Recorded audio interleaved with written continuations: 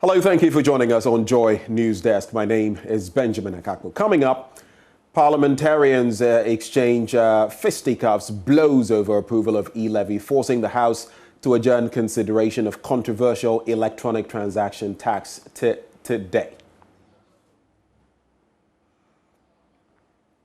There is large chaos. You could see the MPs. Engage in fisticuffs. These are members of.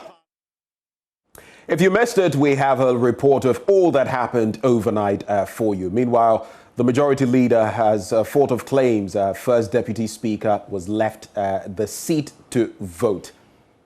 The person, is it the case that a speaker can't even excuse himself to visit the loo? Is it the case? Was this the case? The man was indisposed. He was shivering.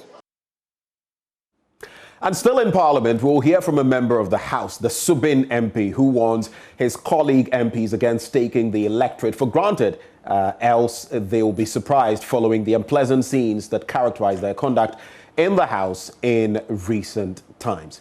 We'll bring you these details from Parliament and more as we take you live to the House for the latest of the passage of the bill of the controversial e-levy. Welcome aboard. Hello, my name is Nathaniel Atto. You can catch up with all the fun and inspiration on the Joy Sports link here on Joy 99.7 FM, together with all other shows over and over again. It's very simple. All you need to do is go to myjoyonline.com/podcast and relive all of those fun moments over and over again. Joy 99.7 FM, your radio for discerning listeners. Joy 99.7. Well, here we are, and we start from Parliament, where this dawn the scenes degenerated into violence, with members of Parliament exchanging blows as the controversy over the e-levy left the House unable to take a vote on the issue. The House was compelled to vote on whether or not to consider the e-levy bill under a certificate of urgency. But the voting process was truncated by violence on the floor, forcing the Speaker to adjourn proceedings. Here is a News Desk report.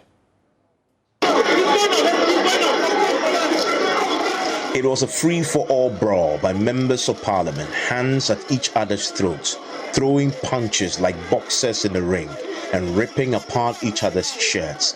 This violent scene is playing out on the Speaker's days as the MPs fight over the Speaker's seat. The night had started with Parliament requiring to vote on whether or not to take the controversial e-levy under a certificate of urgency. But Speaker Ave Dakpa was nowhere to be found. If he did not return to his chair, then the MPP side will lose one vote, as the first Deputy Speaker, who was presiding, will not have a vote. Here is Deputy Majority Leader Afenyo Marke. We do not know the whereabouts of Mr. Speaker. It is not for leadership to contact Mr. Speaker. It is for parliamentary service through the clerk to Parliament. The clerk to Parliament and the clerk at table have indicated that they do not know the whereabouts of Mr. Speaker. Have they reached out to him? I'm saying that they say so. That's question of whatever, you may find out from them. But for now, we do not know the whereabouts of Mr. Speaker. Minority Chief Whip Muntaka Mubarak explains to PM Express that the Speaker may have retired for medical reasons. Let's not pretend that we in this House do not know that Speaker is going through treatment. And definitely, Speaker gets exhausted and will not be able to sit the whole day. With Speaker Ave Dakpa absent and the MPP side determined to win the vote to have the e-levy considered under a certificate of urgency, First Deputy Speaker of Parliament Joe Osowusu was forced to preside, but that meant he could not cast a vote, leaving the MPP side one vote short. Without his vote, there will be a tie, and that will kill the motion. It was at this point that Joe Osowusu made the following declaration that triggered a long period of violence on the floor of Parliament. Enough members, because we don't have a division room, I'm advised that the agreement is that we'll all file out and then the yes will come and they are counted. After that, the no's will come and they are counted. But let me put on record that as soon as I leave the seat, I'm entitled to vote. Joe Osowusu then got up for his second deputy speaker to take over. Fearing that he may be going out to actually cast his ballot, the NDC MPs charged onto the speaker's dais to seize his seat so the second deputy speaker could not sit down. The MPP side charged back and the two sides clashed. And after a long break, the second deputy speaker returned to make the following announcement. Honourable members, under the circumstances, we are joining the House tomorrow, 9 o'clock in the forenoon. The showdown over the e-levy continues later this morning. So those were the ghastly scenes from Parliament. Meanwhile, Member of Parliament for Dududiodo and Nilante Vanderpuye was seen at the centre of the melee. He has justified the actions of the NDC side in attempting to seize the Speaker's seat. Well, in as much as I would say it's unfortunate that such a thing should happen, I think Ghanaians should put the blame on the first Deputy Speaker and the second Deputy Speaker. Our democracy and our parliamentary practice is at risk if they continue to exhibit such biased attitude. You all remember in this House when their famous rescission of Honorable Babu's decision. Honorable Osowusu then, sitting in, said that he was counting himself among the quorum, but then he knows he has no vote. Today, Osowusu is sitting in the chair and claiming that he still has a vote, even though he's presiding, which is in contravention of the standing orders and the Constitution of this Republic of Ghana. So we said that we will not allow him to vote, because by sitting in the chair and presiding, he has no original vote nor casting vote. No, by the time he was going to vote, he wasn't going to sit in the chair. He was leaving the chair and handing over the chair to the second Deputy Speaker of Parliament. So technically, he wasn't going to vote. Paka, when you are presiding and order the division, and the division is ongoing, then you are getting out of the chair to go and exercise your vote. Where have you found this before? Where is this? Where? It's like you presiding, a referee saying that, let me just wear the jersey of one team, play, after that I will come and continue as a referee. Have you seen something before? It doesn't make sense anywhere. And that's what we objected to. We are not going to allow Osowusu to turn the Constitution and the standing orders around to suit his whims and caprices. It is not right, it's unconstitutional, and it's very, very reprehensible for a Speaker of this House to do what he did. You are blaming the first Deputy Speaker of Parliament for what happened, but there are those who have said that if you disagree with him, should that lead to violence? I saw you in the midst of the action, fighting your colleagues. We didn't fight.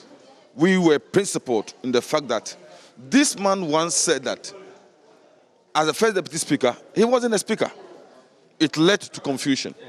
Today, too, he wants to arrogate to himself a vote that by sitting in the chair and presiding, he didn't have. Should that lead to a fight? We couldn't have allowed him to do what was wrong. You and I agree that the Constitution that we all have agreed to govern us tells us that we have the right to prevent somebody from obtaining the Constitution of the Republic of Ghana. And that's exactly what we did. We're not going to allow Osowusu to obtain the Constitution of the Republic of Ghana. No, I get a point that you're not going to allow him, but I'm asking a direct question. Should that have led to the fisticuffs we saw, the pushing each other, the exchange of... It takes two to tango. If the other side, the majority group people, had sat down and also reserved and allowed us to argue our case out, there wouldn't have been scuffle. But they decided to attack our people. They decided to prevent us from making sure we fight for our rights. And that's what led to the confusion. You saw it. They were the people who tried to prevent us from asserting our rights. There was no way any of us could have just gotten up and do what happened. Do you regret what has happened? Particularly for you, fighting your own colleagues. We will say that it's unfortunate, it's regrettable, yes. But then it serves a purpose. Sometimes you need to do the wrong thing for the right reason. We need to do that to save our constitution and our parliament from being used as a tool to serve somebody's interests, whims, and caprices. But why are you a violent person, by the way?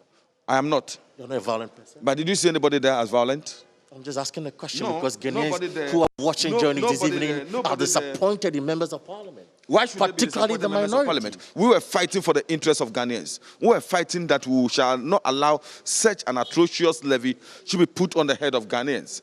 And somebody want to use an unconstitutional means to make sure he pushes this levy through. So between us and those people who are lawless, between us and the people who want to obtain the constitution of this country, who want to set aside our standing orders and forcefully push through a killer levy, which we are resisting, between us and those people who are lawless. Why is the Speaker of Parliament at the moment, Abba Mbabi? Well, I don't know. I don't know. Because there's no law in this house or in our standing orders or the Constitution that tells us that when a Speaker is leaving the chair for the first Deputy Speaker to take over, he should announce to the whole House where he's going and what he's going to do. But this is a crucial document of the 2022 budget. Don't you think the Speaker should have been here to preside over this issue to ensure that there's calm and peace in Parliament? Was the Speaker here when Osewusu rescinded the Speaker's decision? That fateful day, was the Speaker here? Osewusu has proven that he doesn't need a Speaker to overturn decisions that the Speaker has taken. So the presence or the absence of the Speaker is immaterial as far as the orders and the Constitution of this country is concerned. So that was the Member of Parliament for Ododo Diodo, Nilante Vanderpuye. But Majority Leader Oseichi Mensah Bonsu is fighting off claims that the first Deputy Speaker, Joseph Osei-Wusu, left the seat to take part in yesterday's votes and proceedings, which led to acrimonious scenes in the chamber. According to him, the Bekwai MP rather wanted to excuse himself to take his medication and not to partake in the vote. The Swami MP observed that the first Deputy Speaker's ill health was so severe that he shook like a leaf. He spoke to my colleague Parkwesi Parker-Wilson. The pressing, is it the case that a speaker can't even excuse himself to visit the loo? Is it the case? Was this the case? The man was indisposed. He was shivering.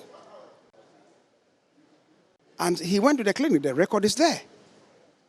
So we had to persuade him to come and sit. He was in the chamber and he was shaking like a leaf. We had to go and prevail on him to come and preside. Of course, if he's presiding, giving his own long tenure in Parliament, his own understanding of the rules and procedures in Parliament, we thought that to be able to navigate crisis periods much more with respect to the second Deputy Speaker, much more than the second Deputy Speaker. But it was getting too much for him.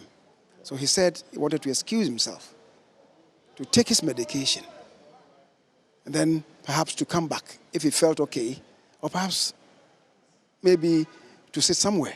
Just for clarity, so he was excusing himself not to come and engage in the voting that was going on? Is that a clarity? What if he did? What if he did to take his medication, he came, voting was not over, and he thought that because somebody else was presiding, he could participate in that? What of that? Is that any illegality in that? There's no illegality. Well, we're staying in Parliament, and in an interview with Joy News this morning, however, First Deputy Speaker of Parliament, Joseph Osei-Wusu, said his role as presiding member would not stop him from exercising his right to vote on any subject on the floor of Parliament. Some members of Parliament on Monday night were engaged in a fist fight following a disagreement during the vote on government's e-levy bill. The fight ensued when the MPs were voting in a head count to decide whether the e-levy bill would be accepted under a certificate of urgency. The decision by the first Deputy Speaker to vacate the seat to enable him vote may have triggered the chaos. Well, he has a response for his actions. The rule made themselves read of that 1193. It says that the person presiding will not have his original vote while presiding. So when you leave the seat, are you still presiding? And why can't I leave the seat? Yesterday, the Speaker started. until after about an hour and a half. He called me to come and take over from him. I was not feeling very well. So within 1 hour, I also asked the second deputy speaker to take over for me. This is a regular thing we do every day. We change, go back and change. I recall in 2018, around Christmas, I had gone home. It was around 2 a.m. and I was called. The proceedings are still going on. They need me to come and take over from the current speaker. At that time, was the speaker. So I quickly changed and drove back to Parliament. So changing over is a regular feature in the work of the speaker.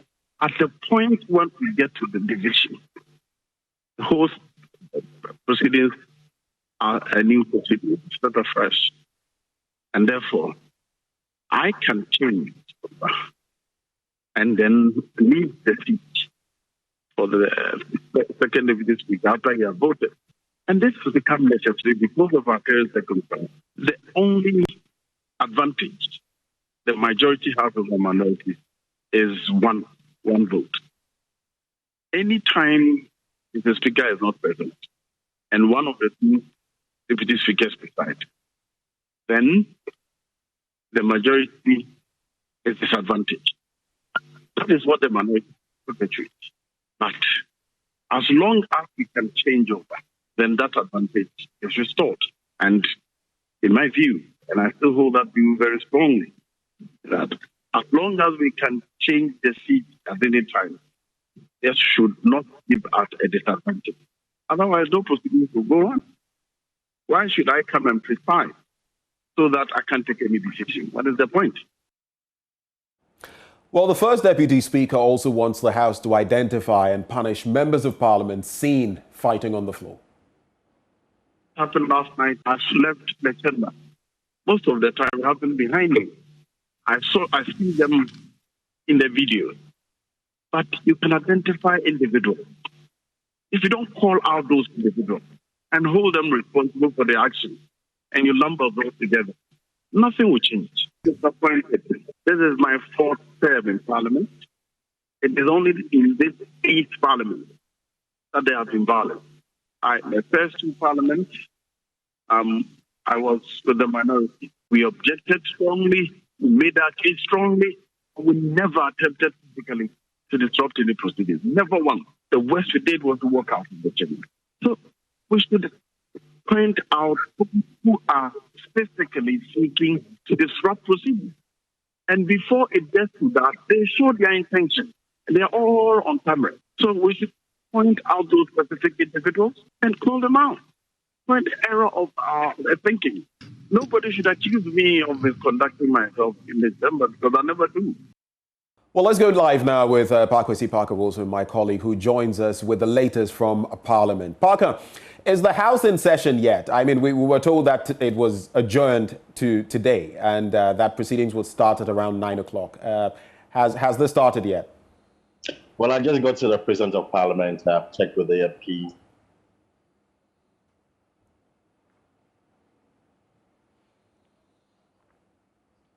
Well, we shall get Parker-Wilson on the line shortly, but we're told yesterday about that adjournment. It had been adjourned, the session, to today. But scenes right now, you can see what exactly transpired yesterday on the floor of Parliament. In fact, attempts to take the chair of the Speaker there right after the First Deputy Speaker, that is Joseph Osei Owusu, who also is Member of Parliament for Bekwai, had attempted leaving the dais. And this was what followed, with members of Parliament from both sides, engaging in fisticuffs, shoving, pushing, and some even throwing punches midway, some throwing their legs and all of that. So you can see them. And if your Member of Parliament is in there, well, maybe an identification parade. But that is what happened yesterday in Parliament, and some people protecting the seat of the Speaker. We're going via the phone lines now to connect with Parkwesi Parker-Wilson, who will give us more details. Parkwesi, so I was asking, thank you for staying with us. I was asking, the adjournment happened yesterday. Has the session started yet in Parliament? Not yet. The MPs are still coming. Okay. Of course, last night, we left Parliament around 1 a.m. I got to the House around 2 a.m. And so some of the MPs have told, some of them are here already, others too are on their way to the chamber. So in hopefully by 11 a.m., it is expected that Parliament will now commence sitting for the day. And today, the main agenda is to continue the conversation on the e-levy. So where we had gotten to yesterday, that is where Parliament is going to take it from, and then they will proceed. It is the view of the majority leader that today they will make a lot of progress and also ensure that Parliament goes on recess. I was going to ask you about that exactly, Parker, because looking at the rancorous scenes from yesterday, I don't know whether you've been able to interact with members of Parliament from both sides to find out whether they are in a more affable, peaceable mood going into Parliament today. Well, just before I came on air, I had a conversation with some of the NDC MPs, and for me, the understanding is clear that since there is no consultation, since there hasn't been any broader consultation or broader meeting with the majority side, they are still insisting and have taken the point that they would reject the e-levy. And the promise they make to Ghanaians about subjecting each clause to a vote, they would do that. So for every clause, it is likely they might call for a division, and that, I'm sure, will take us about 10 to 15 hours before we are able to deal clause by clause with the e-levy. So the minority position hasn't changed. However, it is the view or the expectation of the majority side that today the minority members will see some reason, because already I understand there are talks going on among some of the minority and the majority members behind the scenes. Right. To at least help government rake in the revenue that they are projected for the year 2022. And that would only be realized when they've been able to approve the e-levy. And so they are asking their colleagues on the NDC side to at least support the move to ensure that government rakes in the revenue that they are projected for the year 2022. Parker, interacting with the minority side, have they shared with you anything that would appease them going into this discussion on this crucial matter? Anything at all that will appease them? Man, the only thing that will appease them is a no e-levy. That's all. And it is clear. A no e-levy, that is the only thing that will appease them. If the majority decides to go with the 1.75, then obviously we'll see another showdown in Parliament today. And yesterday, even though it wasn't advertised on the other paper, there were the amendments, the other paper addendum. And the addendum, you could see that the minority leader had proposed for 0.005% as the charge on the e-levy. And to the majority, that's kind of that. It's quite unfortunate that the minority would want to do that. So that in itself would not allow them to build a consensus or reach a consensus. Now, Ben, just before I go, let me announce to you that there is a heavy security here in Parliament today. Okay. They deployed police personnel right across the gate. In fact, the ceremonial gate of Parliament, that is the main entrance, is closed. Ordinarily, that gate is open to every individual for us who drive in to use that. But now, the ceremonial gate is closed. You have some pickup tagged in front of the ceremonial gate, and also about 25 policemen there. Now, when you look at the stretch where they are building the cathedral, from the ceremonial gate to where they are building the cathedral, at almost about 10, 15, or let's say 50 steps away, they've detailed 2 policemen each up to the point where they are building the cathedral. And if you know the Ridge roundabout as well, you could see heavy policemen also stationed at the Ridge Cathedral. This is an unusual thing.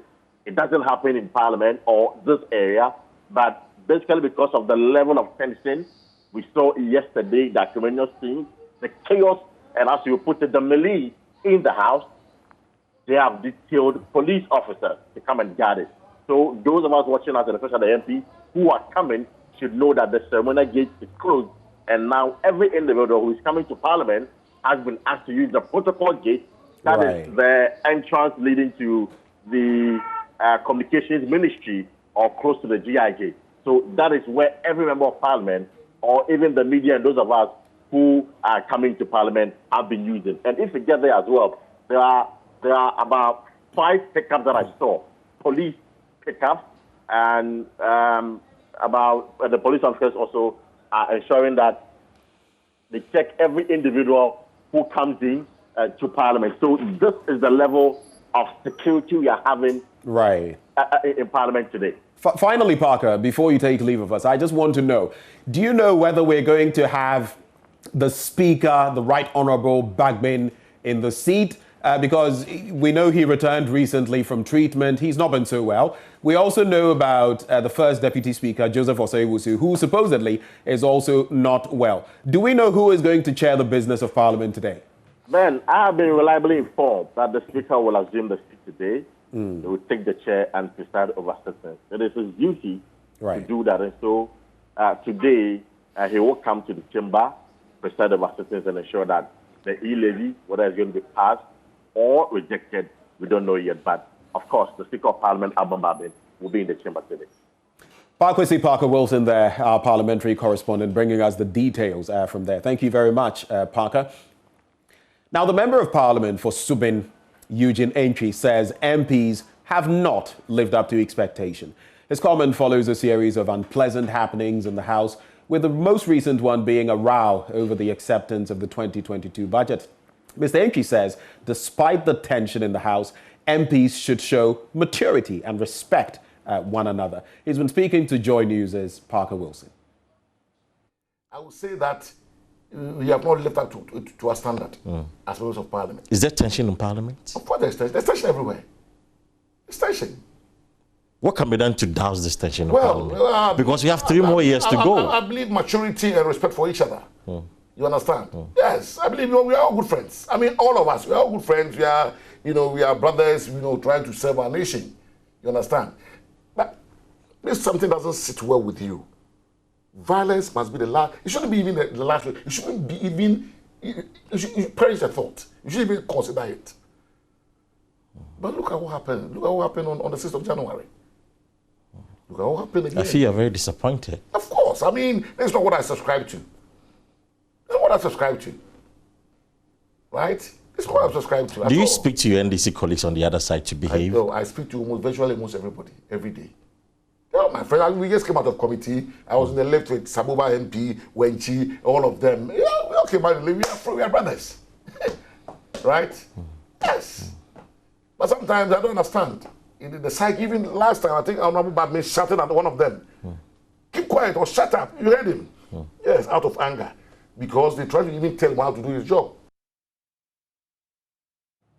Well, the Subin MP also warns that if they, as parliamentarians, joke with power, the electorate would surprise them. According to him, the dwindling fortunes of the MPP in Parliament should be a source of worry to them. He explained that the Ghanaian electorate is more sophisticated now and implored his fellow MPs to resort to dialogue in resolving every impasse. Well, of course, this is not how we thought things had panned out. But, I mean, of course, it's also a steep learning curve for us. I mean, you had a 169 majority. You lost all that in one election. Right? So it's all of us to sit up. And people sometimes might not be just taking things for granted. That's what I say. And these were things I kept saying. That, look, if we joke with power, we'll be surprised. You see, because the Ghanaian is getting very sophisticated by the day. You understand?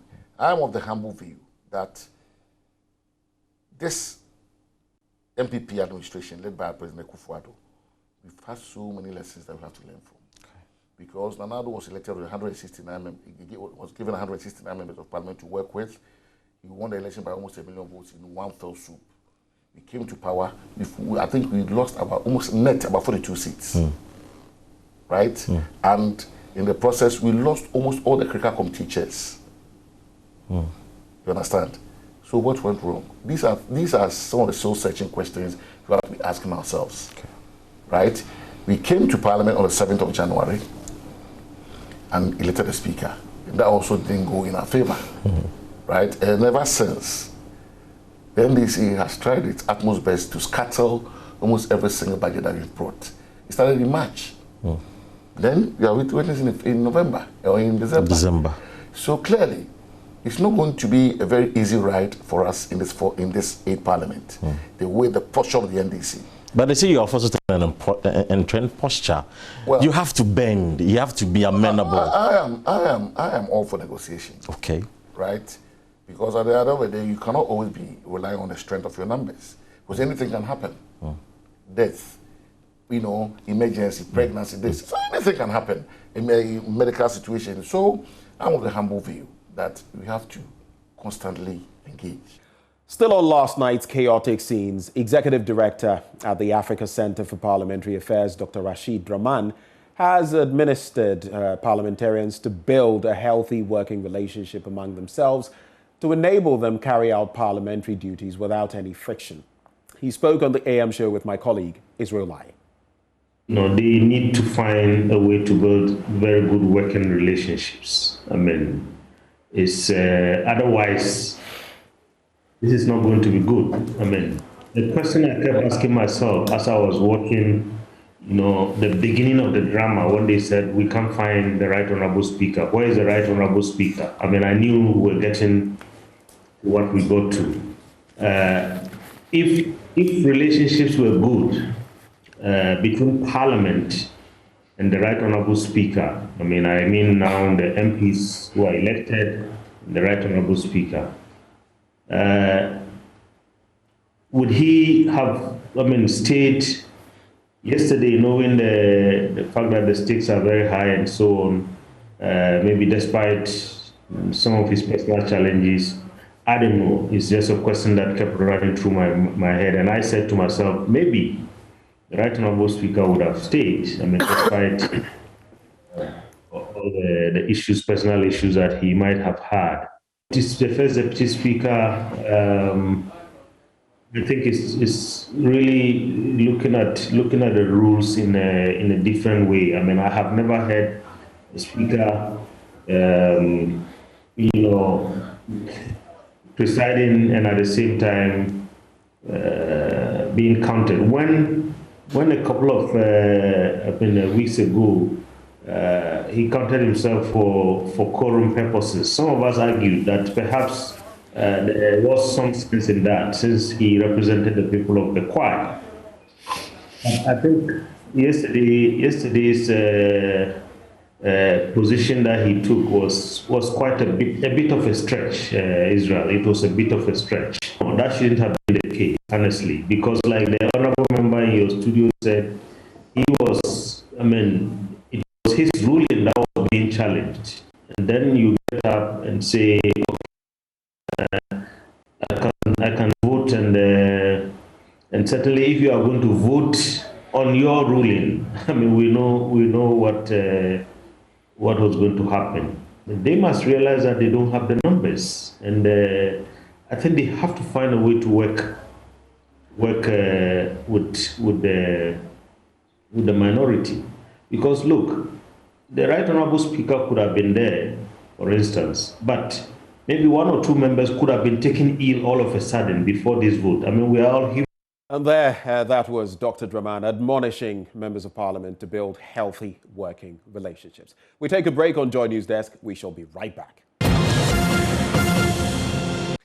Thank you for staying with us on Joy News Desk. Now, acute water shortages have hit Ave Dakpa, and residents have resorted to the use of water. Now, residents in the Akachi North District capital, Ave Dakpa, have been feeling the brunt of an acute shortage of potable water within the last few months. Therefore, the residents have resorted to water bodies in the agrarian community, with the majority traveling to fetch the Ave Dakpa Crocodile Dam. That is where they fetch water from, a tourism facility in the Volta region. This follows the disconnection of power to the community water system due to the non-payment of the 12,629 Ghana cedi bill. There is more on that in the following report by Volta Regional Correspondent Fred Kwame Asari. After battling with the challenge of access to potable water for decades, elders of Ave Dakpa in the Akachino district of the Volta region deemed it fit to initiate a water project. Through pool funding by the community, the then Akachi District Assembly, and the Danish International Development Agency, the Ave Dakpa water system was constructed to serve the agrarian community in 2003. The facility was operational until 2019 when it was disconnected for non-payment of electricity bills. Some politicians heard of the plight of the people. So one Dr. Senanu Agumenu came to the rescue of the people by donating 4,000 Ghana cedis. We have been told the assembly also added all that they were owing, the 5,100 Ghana cedis. They also added 2,000 Ghana cedis to it to make it 6,000, which they took to electricity company Adenu and begged. They pleaded with the people and then they restored water again. Following the restoration of power, the Akachi North District Assembly took over management of the water system, hence dissolving the Community Water Board in February 2019. However, the facility again ran into debt under the management of the Assembly. The Ave Dakpa pump station was subsequently disconnected as it owes 12,629 Ghana cedis as of October 2021. The assembly started collecting the money. They selected their own person who was going around collecting money from the collection points and then the houses. But the ECG people to have disconnected because we are still owing again. We are still owing. But the crux of the problem is the old age of the machines. Some of the pipes which need to be changed. Residents were therefore compelled to fall back to use water from the Ave Dakpa Crocodile Dam, which serves as a tourism facility. Both male and female, young and old journey here to fetch water for domestic use. Unfortunately, wastewater from the community streams into the dam, making the water unwholesome. We are in a pandemic era, so it is unsafe and unhealthy for wastewater from bathrooms and houses to be channeled into the dam. The old, poor and vulnerable in the community rely on water from the dam for drinking and cooking. Angela Ayensu Ayele and her family traveled to the bank of the dam on Saturdays to wash their clothing due to the unavailability of water. She laments they have been enduring this situation for over 6 months, likewise other residents of Ave Dakpa. Though my house is far, I have come here to wash my clothing because there is no water in the community. The water system stopped functioning about 6 months ago. We rely on the water from the dam for cooking, drinking, and washing, all because we do not have any other source of water. We solely rely on the dam for cooking and drinking. We don't have any other source of water in this community. The residents fear a continuous reliance on unwholesome water from the dam may affect their health. We are appealing to all and sundry to come to our aid so our children can get water to drink, because water is life. Some opinion leaders are proposing that the community takes over management of the water system from the district assembly. We want to manage our own thing, but if assembly refuses to allow us to take over the facility, we will go on the streets and the whole world will hear of us. They will demonstrate. We shall resist fiercely. And secondly, we will make sure that this facility must be well kept as a property, real property of the community. Until the debt is paid and power restored to the pump station, residents would continue to rely on unwholesome water from the Ave Dakpa Crocodile Dam. Fred Kwame Asari, Joy News. What's up, guys? My name is Sammy Forson, host of the Weekend City Show and Ignition right here on Joy 99.7 FM. Well, anytime you happen to be busy and you miss out on your favorite shows right here on Joy FM, here's what you can do. Log on to myjoyonline.com/podcast. Just go on there and you'll find all your shows on demand 24/7. There you can catch up. Remember, Joy FM remains your radio for discerning listeners.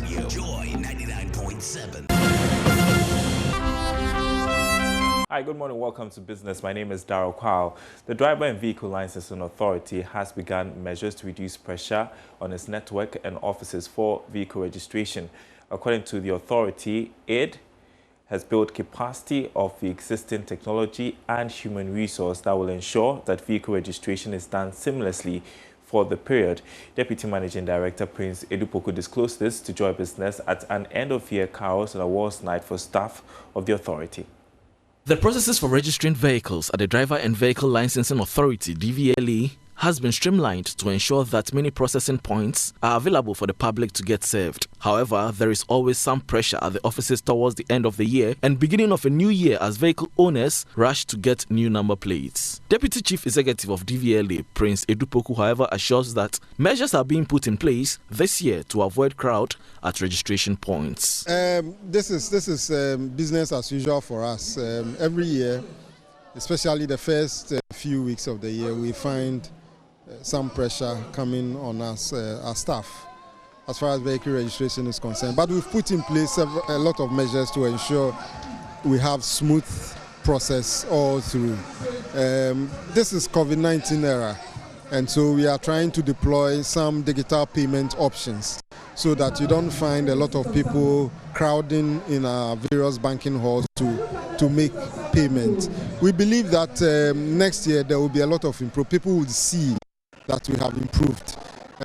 Every year we seek to move forward, and I have no doubt that come 2022 we would see further improvements as far as the peak season, which we call the peak season, is concerned. Mr. Edupoku also hinted that work is ongoing to ensure only worthy vehicles are on the roads. DVLA is about safety, and so all our efforts are geared towards ensuring safety on our roads, both on the driver's side and on the vehicle side. We have to improve further on our operations. We have to ensure that we make the customers or the driving public comfortable when they come to our offices for any service. We have to ensure that we implement systems that would only ensure roadworthy vehicles on our roads. And this is all work in progress. This year's carol service and awards was used to celebrate some dedicated staff, including board members and chief executive of the authority, for their achievements during the year. The chief executive used the occasion to admonish staff to improve on customer service. So Christmas is just around the corner, and I'm pretty sure many of us have started making spending plans. So what's on your budget this Christmas? Joy Business's James Ishan has been engaging a section of the public. Barely 8 days to Christmas, your pocket or bank account will decide the level of celebration. So you need to manage your wish list, more especially when you haven't saved enough for the festive season. It's few days to Christmas. Did you really save and budget for this Christmas? I did. Let's get some reactions from Ghanaians. Kofi, a national service personnel, would definitely take a crowd by storm by chilling around with friends with a budget of 2,000 Ghana cedis. Yeah, I saved for the Christmas. Specifically, I saved about, I think, 2,000.